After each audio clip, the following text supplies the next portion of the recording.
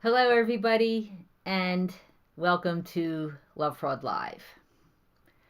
So, how do sociopaths get away with their abusive and exploitative behavior for years? Why is it that even when people know that someone engages in bad behavior, they do nothing about it?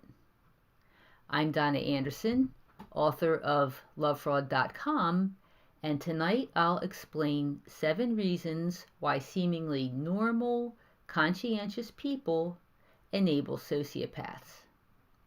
As always, I'll answer your questions at the end of this short presentation. To join the chat or ask a question, please subscribe to my YouTube channel. So, perhaps you remember the Jerry Sandusky case. Sandusky was the former assistant football coach at Penn State University, who back in 2012 was convicted of sexually assaulting 10 boys. University officials were told about Sandusky's behavior, but did nothing about it.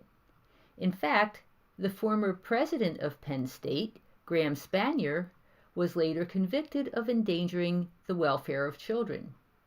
He finally reported to jail last June and served 2 months, followed by 2 months of house arrest. In all, 3 Penn State officials were sentenced to jail because they failed to report signs that Sandusky was sexually abusing boys. The university paid out nearly $250 million in settlements, legal bills, fines, public relations, and other costs as a result of the scandal. Much of this would have been avoided if the administrators had just acted appropriately when they learned about Sandusky's behavior, but they didn't. Why is that? Why do normally good, upright people fail to take action when they become aware of sociopathic manipulation, exploitation, and crimes? Now, perhaps you've experienced this. Perhaps you were involved with a sociopath and later found out that plenty of people knew what he or she was doing, but nobody told you. Here are 7 reasons why this happens. Number 1, we are unaware of sociopathic behavior. This is a major blind spot that applies to almost everyone, including all of us, before our personal encounters with sociopaths. Society teaches us that we're all created equal, we're all God's children, and we all just want to be loved. And everybody has good inside. Well, this is true for 88% of the population. But no one tells us that approximately 12% of the population, those who have exploitative personality disorders, for them, none of these platitudes apply. Therefore, even when we see evidence of abusive behavior, we doubt ourselves. We can't imagine the people are actually doing what we think they're doing. We convince ourselves that we must be wrong. We must be imagining things. So, we do nothing. Here's number 2. We are deceived. Sociopaths lie. They lie a lot. They lie about incidents large and small. Unfortunately, for a really long time, we don't know that they're lying. This is especially true because sociopaths engage in impression management. In the beginning of any kind of involvement, they're friendly and helpful and charming and reliable and thoughtful. They create an image of being trustworthy. Because human beings are biologically designed to trust, we don't second guess the authenticity of their actions. Then the sociopaths make the switch and begin manipulating and exploiting. Now, by this time, we've been pre-programmed to believe that they're trustworthy. So we assume that the bad behavior we're now seeing must be some kind of mistake. Here's number 3. We don't want to get involved. Face it, life is complicated. We all have our own issues and problems. Reporting on someone's bad behavior may mean that we become involved in a criminal or legal matter or deal with someone else's problems. We tell ourselves that we simply don't have the time or energy for another situation. It's easier to just stay out of it. Here's number 4. We fall for the spin. Perhaps we actually do stage an intervention about the sociopath's unacceptable behavior. Immediately, the sociopath starts spinning it. They have excuses. They have reasons. They tell you it's not what it appears to be. Or they admit the error of their ways and promise to change. And then they may appear to change, at least for a little while. We don't really want a partner, friend, or coworker to get in trouble. We just want them to stop the abuse. So we fall for the spin and give them another chance. Eventually, however, the bad behavior resumes. In fact, it may be worse than ever. Here's number 5. We're caught in the web. Sociopaths are expert at pulling people into their plots and conspiracies. Of course, they don't announce their intentions. They draw us in bit by bit. Sociopaths convince us to overlook one thing and then something else. They push us to violate a boundary and then another boundary. Before we know it, we're in over our heads. This is standard practice when sociopaths are bleeding us for money. They borrow a little bit, and they may actually pay it back in order to establish trust. Then they keep asking for money, not for themselves, of course, but because there is some crisis that requires cash to fix. When the bank account is empty, they ask about credit cards, or a second mortgage, or borrowing money from friends and family. We finally realize that something bad is going on, but now we ourselves are complicit. Here's number 6. We want to protect an organization or institution. This is clearly what happened in the Penn State case. Jurors were shown emails indicating that the 3 administrators hatched a plan to keep the Sandusky problem quiet.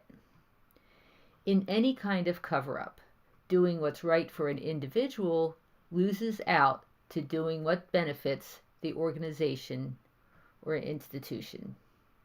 Finally, here's number 7. We fear retribution. Sooner or later, we learn that sociopaths are highly vindictive. If we take a stand against them, we know their wrath will be turned upon us. This often happens in divorce and child custody situations. The partner who once appeared to be so loving becomes the most vile person in the world. There is no amicable split. There is no doing what's best for the kids. Many sociopaths approach divorce with scorched earth tactics. They don't just want to leave you, they want to crush you. And typically, they've been planning their escape long before you even knew there was a relationship problem. They've depleted the money, eroded your support system, and perhaps even framed you for crimes. You may want to be fair in the divorce, but the sociopath doesn't. So all you can do is figure out how to survive. So those are 7 reasons why regular people find themselves enabling sociopaths. How do you stop this from happening? Well, the key to putting an end to enabling behavior is to understand that once a sociopath is an adult, he or she will not change. I thoroughly document this in my upcoming book about senior sociopaths. It doesn't matter how much we cajole or appease. The sociopath will continue to exploit and manipulate. Therefore, enabling the sociopath's behavior may work in the short term, but over time, it is likely to backfire, as it did in the Penn State case. The sooner enabling stops, the better. Okay, so that's the presentation for tonight. Next, I'll answer your questions. Patricia is joining us from England again at 1 in the morning. That's terrific.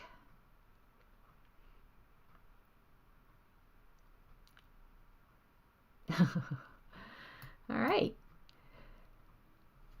So, waiting for folks to catch up with the narration and see if we have any questions to come. One of the things about how sociopaths are able to keep going, even when people start to find out about what's going on, is all the things that I talked about. It's the ways that they draw us in, and the ways that they lie, and the ways that their behavior is just so foreign to our experience. You know, I talked a little bit about the things that we learn from society, like, you know, we're all created equal and we all have good inside and everything like that. And of course, one of those things that we're taught is to treat other people the way we would like to be treated. So that's often how we want to live our lives, by being nice to other people and having them be nice to us. So when we catch on to the idea that there are people who are just diametrically opposed to the way we want to live. I mean, there are people among us who are exploiters and manipulators, and it kind of just takes us by, not even by surprise, I mean, we're blindsided. And so perhaps another reason I could have included in the list is that we're just shocked. You know, we have no idea what this is all about with this people that we're seeing. So we just simply don't exactly know what to do about it. And that's why it's so important for everybody to educate themselves about sociopaths, like all of you are doing now, so that we know that they're out there, and we know that these people are essentially rotten to the core, and we know that they're not going to change. So that if we start to see the behavior, abusive behavior, manipulative behavior, we can protect ourselves and plus take appropriate action. Okay. So Chanel asks, now that I'm separated from my husband, why do I feel as if I were the problem? Am I the sociopath?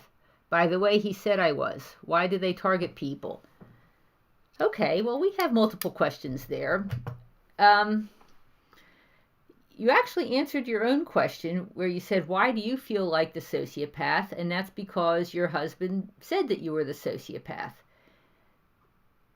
This is very typical. I mean, part of the ways that sociopaths establish power and control over us is by putting us down and by accusing us of the things that they're actually doing.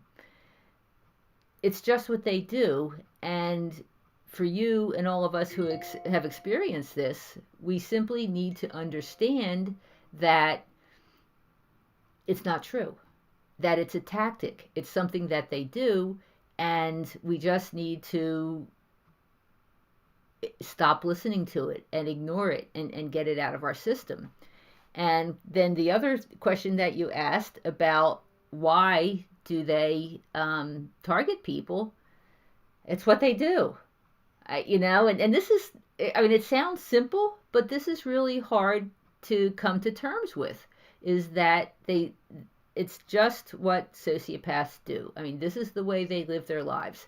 Most of us want to have authentic connections with other human beings.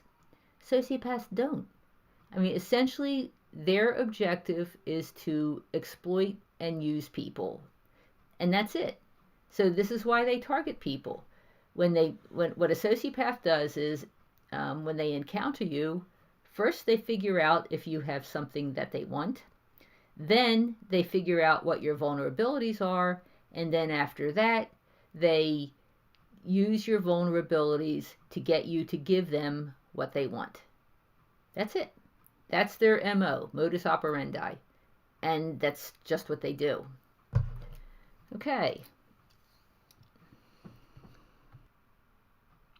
Okay, so Sociopath Survivor says, Donna, do you believe emotional abuse will ever be made a crime in the USA?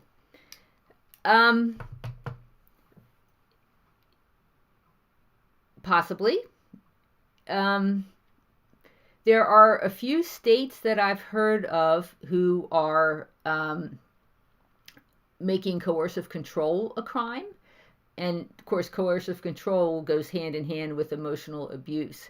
In fact, I've spoke to one person recently who submitted a letter to a state legislator in Washington detailing her experience, and the letter was in support of coercive control. I think coercive control is a little bit easier to define.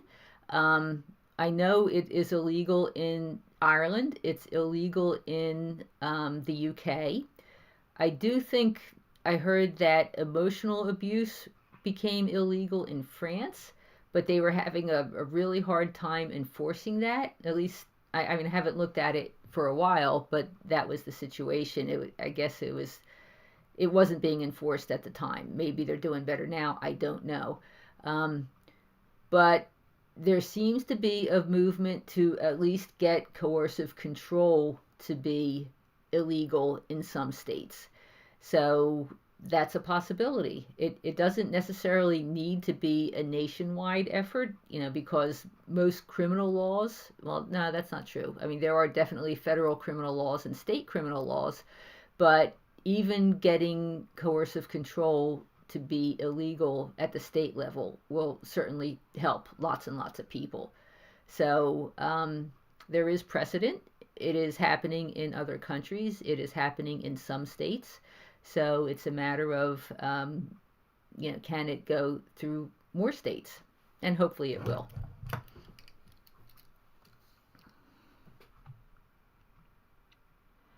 Okay, so CJ says, I've been with my narc sociopath for 7 years. I've seen more than my share of signs of his disorder. He says I take everything to the extreme. Why is it so hard for me to leave once and for good? Okay, well, this is a very typical situation. First of all, as I was saying to Chanel earlier, sociopaths typically accuse whoever their target is of being too sensitive or taking to extreme, as you referenced. This is, again, just what they do. It's just that they try to put you down in order to, keep control over you. Now, why is it so difficult to leave? Because these relationships are highly addictive. That's important for you to understand, that what you're dealing with is an addiction. And, addictions, just get deep inside you. They wrap their hooks around you.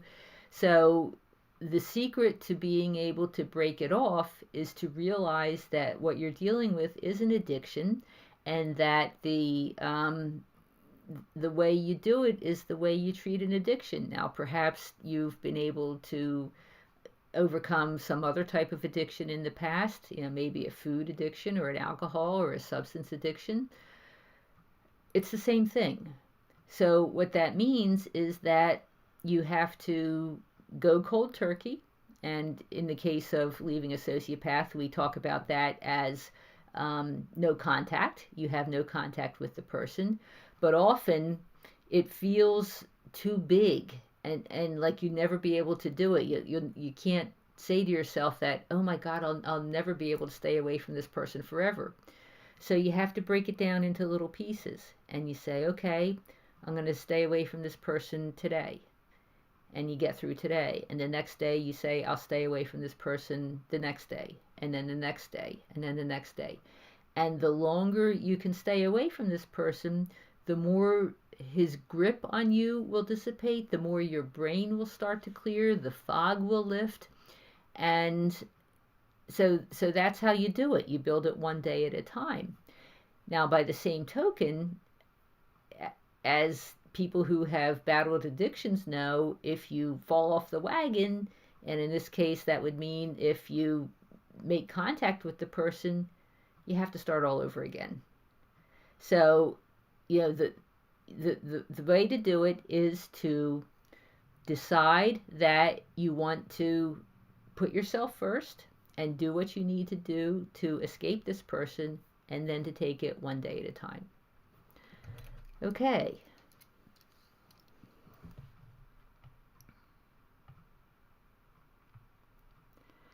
So, sociopath survivor says, I never understood why we couldn't have victims use expert witnesses in court for cases involving it. Well, part of the problem is that it's expert witnesses for what?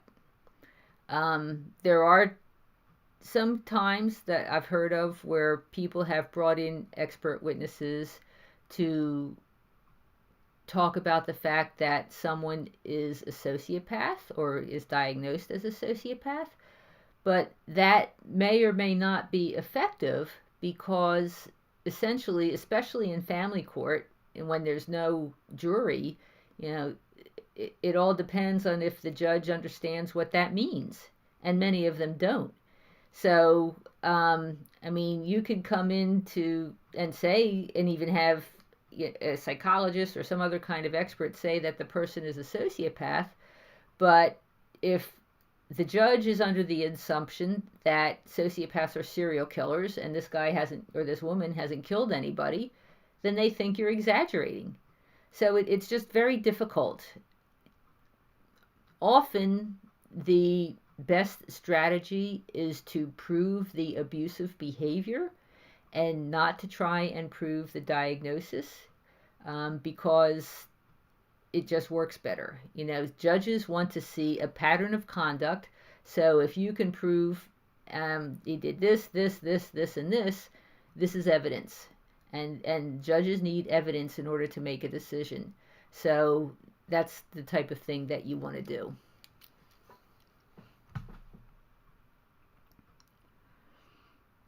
Okay, so Claire says, oh boy, okay, identifying red flags early on is the best way to dodge their damage. How can we explain to a boss what's going on?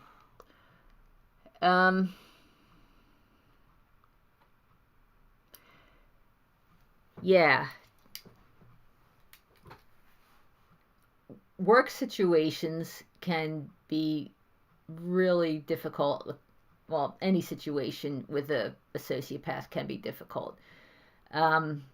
Again, like the judges, your boss may not understand what a sociopath is. The other thing is that sociopaths are usually very good at kissing up to the boss while they stab everyone else in the back. So,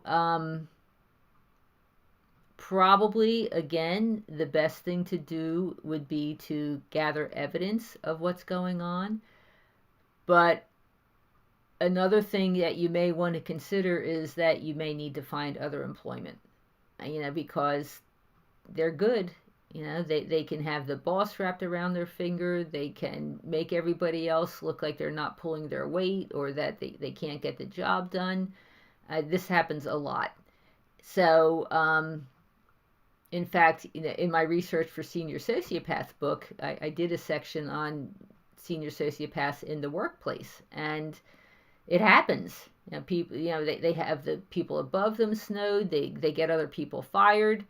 So you may try to educate your boss about what's going on, but you may also need Plan B, and Plan B meaning finding another place to work.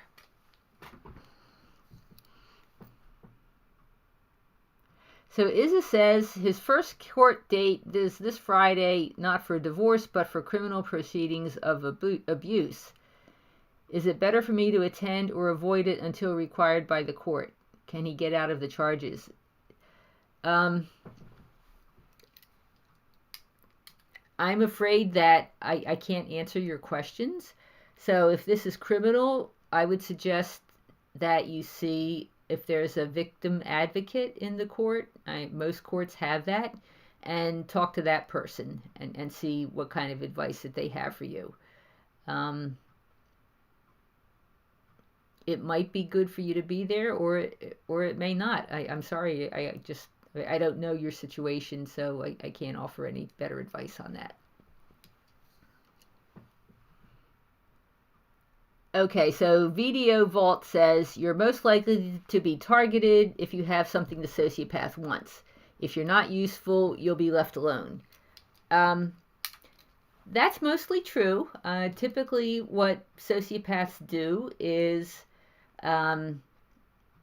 target you because you have something that they want.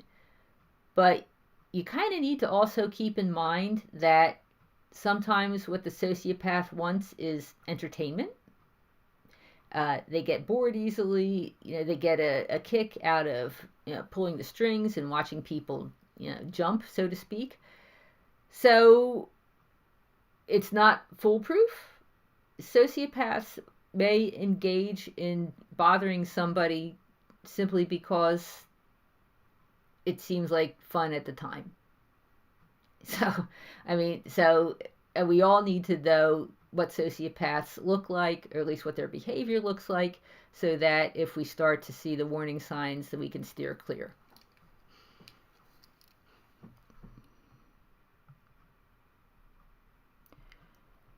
Okay, so Gucci says, please help. The sociopath is twisting everything in court and keeps postponing trial. He's quiet now, but will he return after sentencing?